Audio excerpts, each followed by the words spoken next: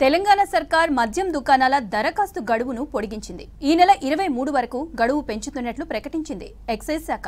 రాష్ట్ర వ్యాప్తంగా రాత్రి 11 గంటల వరకు 86,000 అప్లికేషన్లు వచ్చాయి.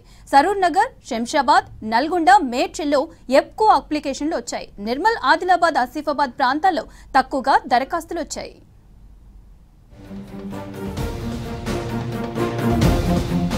రాష్ట్రంలో 2,620 మద్యం షాపుల లైసెన్సుల కోసం ప్రభుత్వం దరఖాస్తులు తీసుకుంటోంది.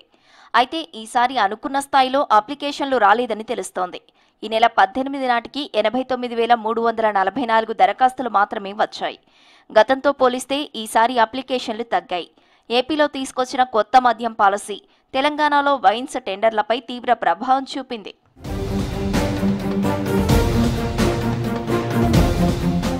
గతంలో ఏపీలో వైసీపీ హయాంలో ఏపీలో మద్యం ధరలు చాలా ఎక్కువగా ఉండటం, అక్కడ కొన్ని బ్రాండ్ల మద్యం మాత్రమే అందుబాటులో ఉండటంతో ఏపీ సరిహద్దు ప్రాంతాలకు చెందిన వ్యాపారులు భారీ సంఖ్యలో తెలంగాణ వైన్స్ టెండర్లు వేసేవారు. 2023లో తెలంగాణలో మద్యం దరఖాస్తుల సంఖ్య రికార్డు స్థాయిలో 1.32 లక్షలకు చేరింది. అయితే గతేడాది ఏపీలో అధికారంలోకి వచ్చిన కూటమి ప్రభుత్వం కొత్త మద్యం పాలసీలో భాగంగా తెలంగాణ తరహాలో అప్లికేషన్లు స్వీకరించి లాటరీ పద్ధతిలోనే షాపులను కేటాయించింది. దీంతో పాటు మద్యం ధరలను తగ్గించి ప్రముఖ జాతీయ, అంతర్జాతీయ బ్రాండ్లను ఏపీలో అందుబాటులోకి తీసుకురావడంతో పరిస్థితి తలకిందులైంది. ఏపీలో వ్యాపారం లాభదాయకంగా మారడంతో అక్కడి వ్యాపారులకు తెలంగాణలో వైన్స్ పెట్టాల్సిన ఆసక్తి తగ్గిందని అంటున్నారు లిక్కర్ వ్యాపారులు. దీంతో రాష్ట్రంలో వైన్ షాపులకు వచ్చే దరఖాస్తుల సంఖ్య భారీగా తగ్గింది. ముఖ్యంగా సరిహద్దు జిల్లాల నుంచి వచ్చే దరఖాస్తులు తగ్గినట్టు తెలుస్తోంది. ఏపీలో మద్యం ధరలు తగ్గడంతో తెలంగాణ సరిహద్దులోని ఉమ్మడి ఖమ్మం, నల్గొండ, మహబూబ్ నగర్ జిల్లాలో అమ్మకాలు భారీగా పడిపోయాయి. కొన్ని ప్రముఖ బ్రాండ్లు తెలంగాణ కంటే ఏపీలోనే తక్కువ ధరకు దొరుకుతుండటంతో సరిహద్దులోని తెలంగాణ వాసులు కూడా ఏపీ వైపు మొగ్గు చూపుతున్నట్టు సమాచారం. మరోవైపు రాష్ట్ర ప్రభుత్వం మద్యం షాపుల లైసెన్స్ కోసం దరఖాస్తు ఫీజును 2 లక్షల నుంచి 3 లక్షలకు పెంచింది. ఇది నాన్ రిఫండబుల్ ఫీజు పెంపు చిన్న వ్యాపారులపై అదనపు ఆర్థిక భారాన్ని మోపి దరఖాస్తు చేయడాన్ని పరిమితం చేసింది. దీంతో ఈసారి దరఖాస్తులు లక్షలోపే వచ్చాయి. కేవలం 89,000 దరఖాస్తులే రావడంతో ఎక్సైజ్ శాఖ అనుకున్న 4,000 కోట్ల ఆదాయ టార్గెట్ను చేరుకోవడంపై ఆందోళన నెలకొంది. దరఖాస్తు ఫీజుతో 2,700 కోట్ల ఆదాయం మాత్రమే వచ్చినట్లు తెలుస్తోంది.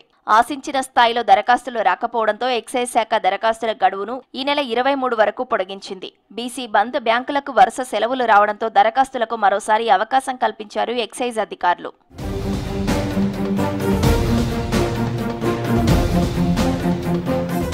జిల్లాల వారీగా వచ్చిన దరఖాస్తులను చూస్తే పట్టణ, మెట్రోపాలిటన్ ప్రాంతాల్లోనే ఎక్కువ అప్లికేషన్లు వచ్చాయి. అత్యధికంగా శంషాబాద్లో 8,110, సరూర్ నగర్లో 7,595, మేడ్చల్లో 5,203 దరఖాస్తులు వచ్చాయి.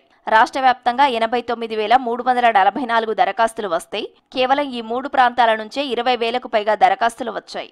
రాష్ట్రంలోని ఇతర ప్రధాన నగరాలు, ఉమ్మడి జిల్లాల కేంద్రాలైన మల్కాజ్గిరిలో 4,879, నల్గొండలో 4,620, సంగారెడ్డిలో 4,190, ఖమ్మంలో 4,094 అప్లికేషన్లు వచ్చాయి. ఉమ్మడి ఖమ్మం, నల్గొండ జిల్లాల వంటి ఏపీ సరిహద్దు ప్రాంతాల్లో గతం కంటే దరఖాస్తులు తగ్గాయంటున్నారు అధికారులు.